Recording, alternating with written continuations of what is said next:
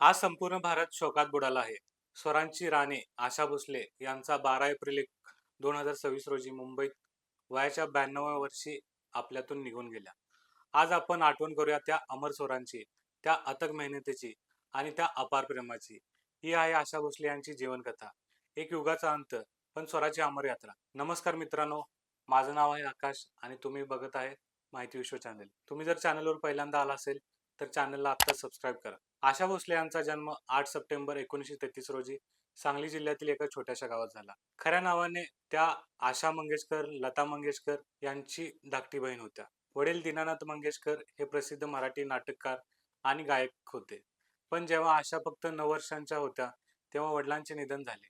कुटुंबावर आर्थिक संकट आले. मग लहानपणीच आशा आणि लता दोघींनी गाण्यांची सुरुवात केली. 1943 मध्ये फक्त 10 वर्षाच्या असताना आशाताईंनी पहिली गाणी गायली. बॉम्बे, आत्ताची मुंबई मध्ये स्थलांतरित झाले आणि तेथूनच त्यांची खरी मेहनत सुरू झाली. 80 वर्षाहून अधिक काळ गाणी गायली. 12,000हून अधिक गाणी हिंदी, मराठी, बंगाली, तमिळ, तेलुगू अशा 20हून अधिक भाषांमध्ये त्यांची खासियत होती. वेगवेगळ्या स्टाईल्स, रोमॅन्टिक गाणे, कॅबरेज नंबर जसे पिया तू अब तो आजा, गझल, दिल चीज क्या है, उमराव जान, डिस्को, पॉपअप, भजन, भंगरा काही गायले तरी जादू. आर डी बर्मन, पंचम यांच्याशी त्यांचे विशेष नाते होते. त्यांच्या अनेक हिट गाणेही पंचमदा सोबतच आले. फिल्मफेअर पुरस्कार, 7 वेळा बेस्ट फिमेल प्लेबॅक सिंगर आणि life time achievement, Padma Vibhushan, Dadasaheb Phalke पुरस्कार असे अनेक सन्मान त्यांना मिळाले. त्यांनी केवळ गाणी गायली नाही तर पिढ्यानपिढ्या दर्शकांच्या मनात गाणी रुजवली. आजही जेव्हा आशाताई म्हणतो तेव्हा लाखो लोकांच्या होठावर हसू आणि डोळ्यात अश्रू येतात. त्यांचा पहिला विवाह गणपतराव भोसले यांच्याशी झाला.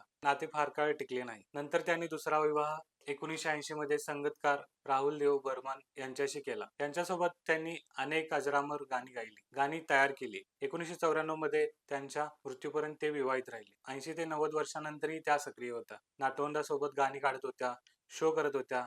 त्यांची मेहनत, उत्साह, सकारात्मक ही प्रेरणा होती. 11 एप्रिल 2026 रोजी छातीशी संबंधित समस्या आणि थकवा यामुळे त्यांना ब्रीच कँडी हॉस्पिटलमध्ये दाखल करण्यात आले. दुसऱ्या दिवशी 12 एप्रिल 2026 रोजी त्यांनी अखेर शेवटचा श्वास घेतला. आज संपूर्ण देश ओम शांती म्हणत आहे, पण आशाताई खरोखरच कधीच गेल्या नाही. त्यांचे स्वर आजही प्रत्येक रेडिओवर, प्रत्येक पार्टीत, प्रत्येक आठवणीत जिवंत आहेत. आशाताई, तुम्ही आम्हाला लाखो आठवणी दिल्या. तुमच्या स्वरातून आम्ही प्रेम शिकलो, उत्साह शिकलो, जीवन जगायला शिकलो. धन्यवाद आशाताई, तुम्ही अमर आहात. जर तुम्हाला ही कथा आवडली असेल तर लाईक करा, शेअर करा आणि कमेंटमध्ये तुमचे आवडते आशा भोसले यांचे गाणे सांगा. आणि माहिती विश्व चॅनलला आत्ता सबस्क्राईब करा. बेल आयकॉनला दाबा. भेटूया पुढच्या व्हिडिओमध्ये. धन्यवाद.